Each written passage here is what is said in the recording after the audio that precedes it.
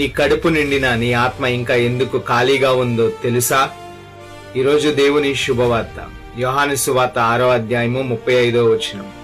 యేసు వారితో ఇట్లనెను, జీవాహారము నేనే. నా యొద్దకు వచ్చువాడు ఏమాత్రమును ఆకలిగొనడు. నా యందు విశ్వాసముంచువాడు ఎప్పుడును దప్పిగొనడు. ప్రజలు యేసును వెంబడించారు, ఎందుకంటే ఆయన రొట్టెలు పెట్టాడు కాబట్టి. కానీ యేసు వారికి చెప్పిన మాట ఏమిటంటే, మీరు రొట్టె కోసం నన్ను వెతుకుతున్నారు, కానీ మీ ఆత్మ చనిపోతుంది.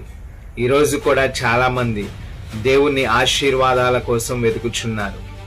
ఉద్యోగము కోసం, ఆరోగ్యము కోసం, వ్యాపారముల కోసం, ఆర్థిక విషయాల కోసము, కుటుంబ సమస్యల కోసము వెతుకుచున్నారు. కానీ యేసు చెబుతూ ఉన్నారు, నేను నీ సమస్యకు సమాధానం మాత్రమే కాదు, నేను నీ జీవితానికి ఆధారమై ఉన్నాను. ఇజ్రాయేలీయులు అరణ్యములో మన్నా తిన్నారు, అయినా చనిపోయారు. కానీ పరలోకము నుండి దిగి వచ్చిన జీవాహారమైన యేసును స్వీకరించిన వాడు నిత్య జీవాన్ని పొందుతాడు.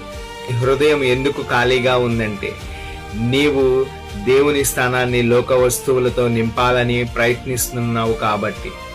సృష్టికర్త కోసం సృష్టించబడిన ఆత్మను సృష్టితో ఎప్పటికీ తృప్తిపరచలేము. యేసు లేని జీవితం నిండుగా కనిపించినా ఖాళీగానే ఉంటుంది. యేసు ఉన్న జీవితం కన్నీళ్లలో ఉన్న సంపూర్ణముగానే ఉంటుంది. ఈ రోజు నుంచి ప్రభువా యేసయ్య, నీవే నా జీవాధారం. లోకము ఇవ్వలేని సంతృప్తిని నీవే నాకు అనుగ్రహించు. నిన్ను వెతికే హృదయాన్ని, నీ యందు నిలిచే విశ్వాసాన్ని నాకు దయచేయము. ఈరోజు దేవుని శుభవార్త మీ కొరకే.